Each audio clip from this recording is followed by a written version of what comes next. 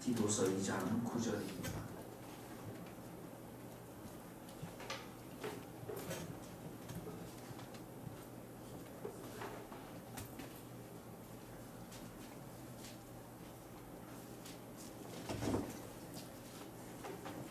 디도서 2장 9절.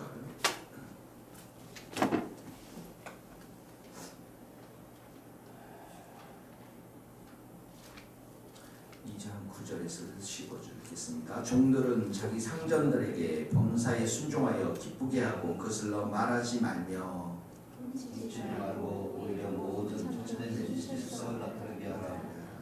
범사에 올려주 하나님의 구원을 빛나게 하라 합니다. 모든 사람에게 구원을 주시는 하나님의 은혜가 나타나 우리를 향하실 때 정하지 않는 것과 이 세상 정욕을 다 버리고 신성함과 의로움과 강건함으로 구원해 들고 복스러운 소망과 우리의 크신 하나님 구주 예수 그리스도의 영광이 나타나심을 기다리게 하셨으니 우리를 대신하여 자신을 주시는 모든 율법에서 우리를 속량하시고 우리를 깨끗하게 하사 선한 일을 열심히 하는 자의 백성이 되게 하려 하십니다. 같이 읽겠습니다. 너는 이것을 말하고 권면하며 모든 권위로 책망하여 누구에게든지 업신여김을 받지 말라. 종들에게 이렇게 말하고 있죠. 종들에게 말하는데 9절에 보니까 범사의 상전들에게 범사에 순종하여 어떻게 하라고요? 어떻게 하라고요? 기쁘게 하고 상전들을 기쁘게 하라는 것이죠. 그리고 거슬러 말하지 말며 말대꾸하지 말라는 것입니다. 시키면 기쁨으로 물 떠오느라 그러면 기쁨으로 떠오고 청소하거라 그러면 청소하고 기쁨으로 하라는 것입니다. 그 다음에 훔치지 말고 정직하라는 것이죠. 그리고 모든 신실성을 그러니까 모든 일에 충성을 다하는 모습을 보여라. 그래서 범사에 우리 구주 하나님의 교훈을 빛나게 하라. 그러니까 종들은 어떻게 합니까? 하나님의 말씀이 살아있는 하나님의 말씀을 보여주는 사람들이다. 이런 거예요. 그러니까 이 고대 세계 속에서도 이 귀족들 이런 사람들은 예수를 믿지 않은 사람들이 교회에 온다는 불가능하지 않습니까? 그러니까 이들에게 이 종들에게 부여준 이 임무는 굉장히 막대한 임무인데 그것은 뭐냐면 그들의 삶을 통해서 삶 속에서 섬기는 모습을 통해서 정직한 모습을 통해서 주인들이 그 삶을 통해서 감동을 받고 예수를 믿는 그런 역할을 삶 속에서 보여주라는 것이죠. 우리가 그 예수님의 사랑 그 책에도 읽어보시면 기억나세요, 여러분? 그 옛날에 우리 복음이 들어왔을 때 머슴이 그 가마를 끄는 머슴이 하루는 그 주인에게 말씀하지 양반에게 말씀하지 않습니까? 주인님 교회 나가서 예수 믿고 천국 가세요. 이렇게 했더니 야 예수 믿으면 교회 다니면 너처럼 쌍놈이 양반이 될 수 있겠느냐 이렇게 비꼬는 말을 했을 때 그 머슴이 뭐라고 말했습니까? 그게 아닙니다. 예수님을 믿어서 저는 예수님을 믿어서 주인님의 충실한 종이 되어서 이 수레를 이 가마를 잘 끌기 위해서 저는 예수님을 믿습니다. 그래서 그 주인이 양반이 예수님 믿게 되고 한 사람이 장로되고 한 사람이 목사된 그 이야기 여러분 기억나시죠? 그 말씀을 이야기하는 것입니다. 그 성 프란시스에 대한 유명한 이야기가 있습니다. 어느 날 프란시스가 자기 제자를 데리고 마을로 내려갑니다. 마을 사람들에게 우리가 나가서 복음을 전하자, 설교하자 이렇게 해서 내려갔습니다. 그리고 내려가서 이 사람 저 사람에게 말을 걸습니다. 뭐 어떻게 긁겠습니다. 막 이렇게 인상을 막 쓰면서 했겠습니까? 겸손하게 친절하게 했겠죠. 내려가서. 그리고 그 당시에는 뭐 이 집 저 집 가서 수도사들이 또 식량 빵을 또 구걸했으니까 어떻게 했겠습니까? 정말 간절한 마음으로 자비를 베풀어 달라고 겸손한 마음으로 그렇게 했죠. 그리고 이 프란시스가 어린아이들 볼 때 어린아이들과 함께 놀아주고 또 그들에게 친절해주고 그렇게 하고 이 집으로 돌아왔습니다. 그랬더니 프란시스 그 수도사의 제자가 이렇게 얘기했습니다. 신부님, 그런데 우리는 언제 저 마을에 가서 설교를 합니까? 그랬더니 이 프란시스 신부가 미소를 지으면서 설교를 해. 우리가 행했던 모든 말들, 우리가 행했던 모든 일거수일투족, 이것이 바로 설교인 것이야. 우리의 삶이, 우리의 삶의 양식이, 그 양식을 보면서, 삶의 스타일을 보면서 주님을 알지 못하는 자들, 이 교회에 오지 못하는 자들이 살아계신 하나님을 발견할 수 있다는 것이죠. 그렇기 때문에 이 종들에게 지금 이런 이야기를 하고 있는 것입니다. 또 하나는 이 크리스찬의 주인이 non-크리스찬일 경우에는 이렇게 삶을 통해서 이렇게 전도하는 것도 중요하지만 또 크리스찬인 주인들에게 여기 보면 훔치지 말고 오히려 모든 신실성을 나타내게 하라, 이 말은 너희 주인들이 크리스찬이어서 설령 너희가 게으르게 행하거나 눈속임으로 행하거나 그렇게 하지 말라라는 것입니다. 더 성실하게 일하고 더 충성스럽게 일을 하라는 것입니다. 크리스찬 CEO 되시는 분이 이제 제가 직접 들은 얘기인데 크리스찬들을 이렇게 고용을 했습니다. 근데 문제는 그래서 이 직장이 정말 그 크리스찬의 직장이 되었는데 문제는 일하는 이 크리스찬들이 늦게 오는 거예요. 일을 좀 게을리 하는 거예요. 그래서 불러서 왜 정시에 오지 않고 왜 게을르게 이렇게 일을 하느냐라고 지적하니까 아니 여기가 지금 크리스찬 기업인데 그런 거 왜 하나 봐주지 않느냐라고 이렇게 생각하고 있다는 것이죠. 그 말을 지금 지적하고 있는 것입니다. 더 충성스럽게 일하고 더 정직하게 일하고 더 신실하게 일을 하라는 것입니다. 자, 종들에게 이렇게 말을 하면서 이제 우리 모든 성도들에게 또 이야기를 하는데 우리 성도들에게 하나님이 주신 큰 선물 가운데 두 가지 선물이 있습니다. 그게 뭐냐면 하나님의 은혜인 것입니다. 우리가 구원받았을 때 은혜를 받지만 삶 속에서도 우리가 충만한 은혜를 받아야 됩니다. 여러분들이 이 새벽 제산에 와서 이렇게 예배 드릴 수 있는 것은 하나님의 은혜를 주시기 때문에 그러는 거예요. 이 못하거든요. 힘들어요. 또 하나님의 은혜를 우리에게 주셨을 뿐만 아니라 궁극적으로 누굴 주셨습니까? 예수님을 주셨습니다. 우리에게. 예수님이 지금도 하나님 보좌 우편에서 우리를 위해서 중보기도 하시고 또 우리의 인생과 역사를 주관하시고 다스리시고 그래서 우리가 이 예수님을 통해서 우리의 삶 속에서 하나님의 은혜를 통해서 우리의 삶 속에서 정말 그리스도인의 삶이 어떤 삶인가를 드러내는 것, 이것이 바로 우리의 인생 가운데 가장 큰 축복이 아닌가 생각이 듭니다. 그것을 지금 바울이 지적합니다. 11절에 보세요. 모든 사람에게 구원을 주시는 뭐가 나타났다고요? 하나님의 은혜가 나타났다.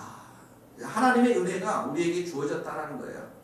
그래서 우리가 은혜로 충만해서 해야 할 일은 뭐냐면 12절, 13절 말씀입니다. 같이 읽읍시다. 시작. 우리를 양육하시되 경건하지 않은 것과 이 세상의 정욕을 다 버리고 신중함과 의로움과 경건함으로 이 세상에 살고 복스러운 소망과 우리의 크신 하나님 구주 예수 그리스도의 영광이 나타나심을 기다리게 하셨으니.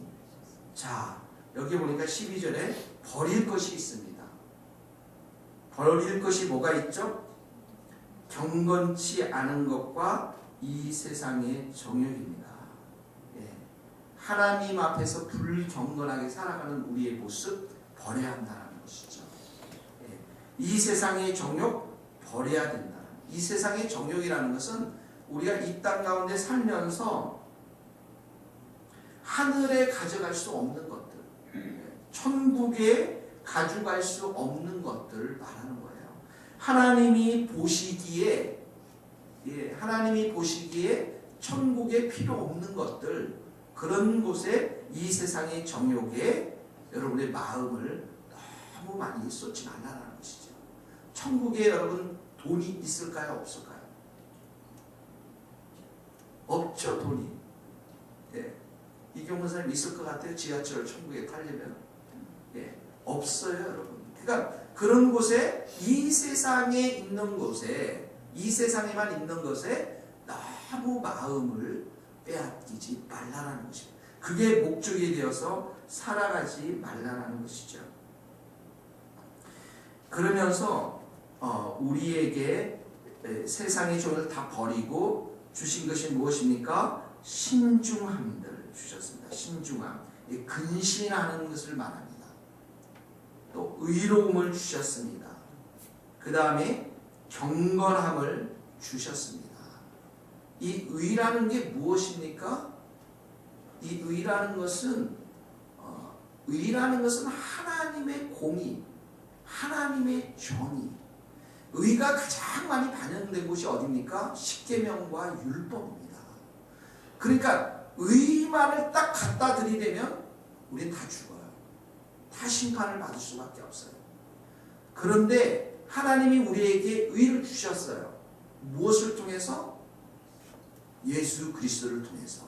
예수 그리스도를 통한 의인이 모든 사람에게 차별이 없느니라.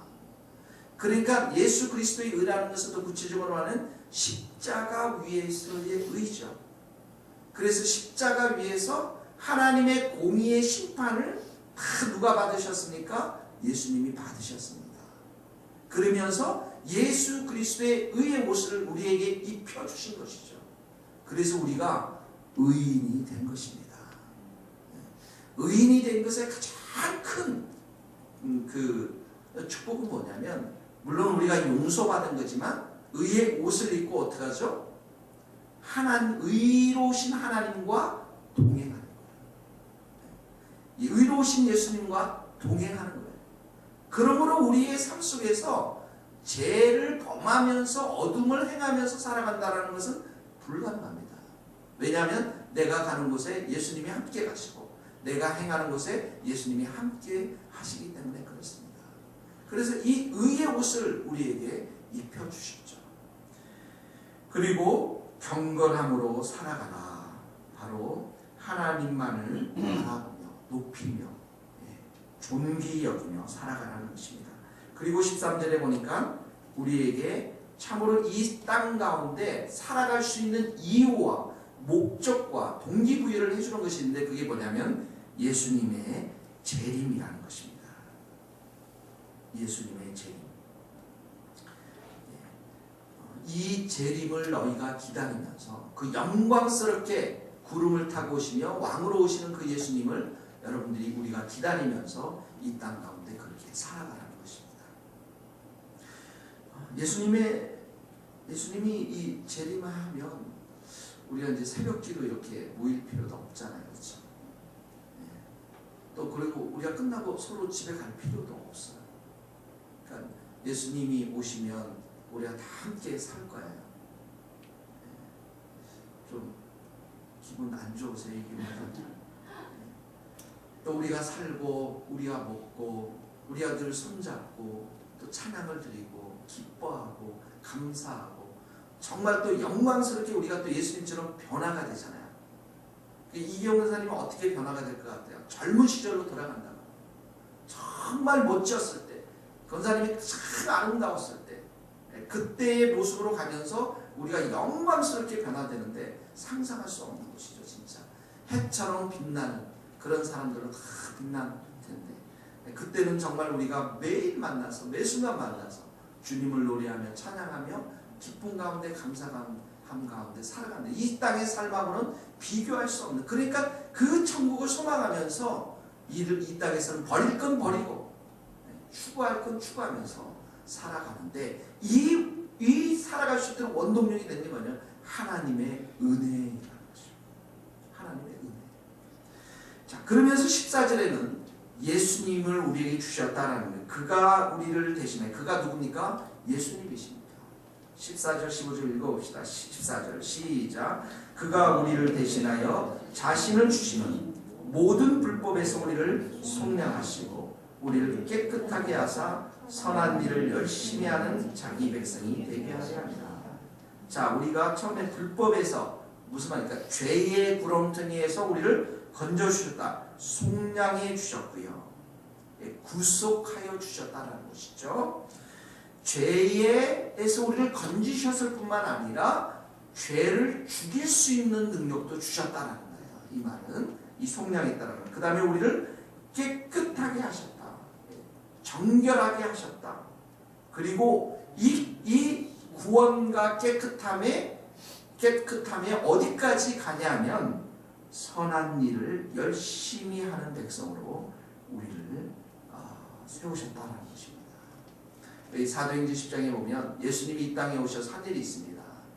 성령을 기름 붓듯 하셨으며 저가 나가서 두루 나가며 착한 일을 행하시고 선한 일을 행하셨다는 거예요. 그리고 마귀에게 눌린 자들을 고치셨습니다. 예수님이 하신 일을 아주 두 가지로 다 그렇게 기록하고 있습니다. 그러니까 우리가 밖에 나가서 정말 복음을 전하고 치유하고 이런 것도 귀하고 또 한축은 뭡니까? 착한 일을 하는 거예요. 선한 일을 하는 것입니다. 오늘 여러분들이 만나는 사람에게 이 일을 하십시오. 선한 일을. 선함을 베풀어 주십시오. 이것을 하는데 열심히 하는 백성으로 우리를 세우셨다는 것입니다. 그러면서 10절 말씀 같이 읽어봅시다. 시작. 너는 이것을 말하고 권면하고 모든 권위로 책망하여 누구에게서든지 업신여김을 받지 말라. 이제 위에 있는 말씀들을 디도에게 말하는 거죠. 이것을 말하라. 주님께서 이렇게 말씀하셨다. 이걸 선포하라는 것입니다. 이건 내 말이 아니고 주님의 말씀이다. 이렇게 선포하라는 것이고, 권면한다라는 것은 격려하라는 것이에요. 끊임없이 성도들이 이렇게 살아갈 수 있도록 격려하라는 것입니다. 세 번째는 모든 권위로 책망하여 누구에 있으되 업신여기지 말라. 이게 바로 주님의 말씀이라는 확신을 가지고 전달하라는 것이죠. 그러므로 사랑하는 성도 여러분, 오늘 이 말씀 속에서 여러분들이 적용할 것들을 구체적으로 적용하십시오.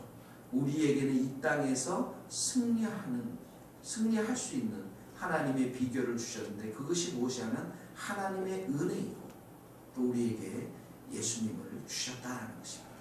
절망하지 마시고 낙심하지 마시고 하나님의 은혜를 더욱더 사모하시고 또 예수님의 이름을 많이 부르시면서 오늘도 승리할 수 있기를 바랍니다. 같이 기도하시겠습니다.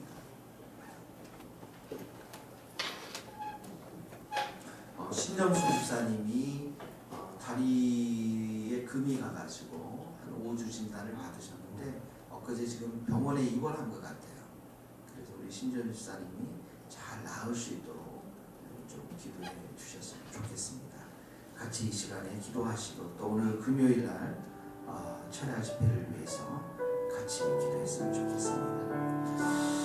아버지 하나님, 하나님께서 저희에게 은혜를 주셔서 감사합니다. 또한 예수 그리스도를 주셔서 감사합니다. 우리가 이 땅 가운데 참으로 의롭게 살며 경건하게 살며 신중하게 살아갈 수 있는 귀한 은혜를 주셔서 감사합니다.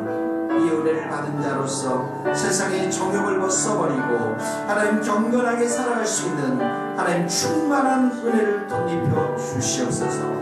우리는 연약하고 부족합니다. 하나님의 은혜가 없이는 도저히 살아갈 수 없사오니 하나님 우리 머리 위에 안수하여 주시고 은혜와 성령으로 충만케 하여 주시옵소서.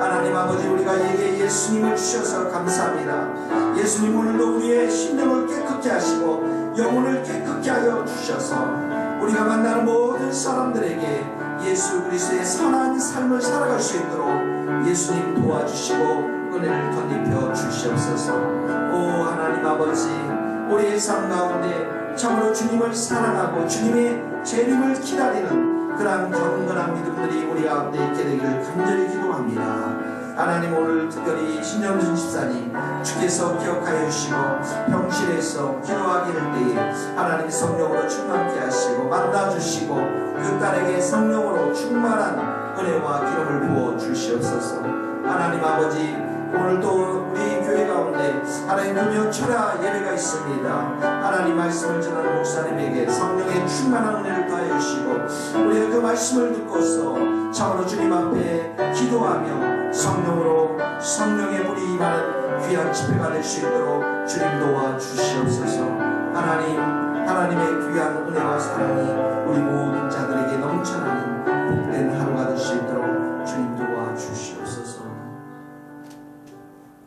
하나님, 오늘도 우리 모든 성도들에게 은혜를 충만히 부어주시고 또 예수님의 손을 꼭 붙잡고 이 땅 가운데서 빛과 소금의 역할을 잘 감당할 수 있도록 주님 도와주시옵소서. 우리에게 신중함과 의로움과 경건함을 더하여 주시고 우리의 삶 속에서 선한 일을 행할 수 있도록 주께서 은혜 베풀어 주시옵소서.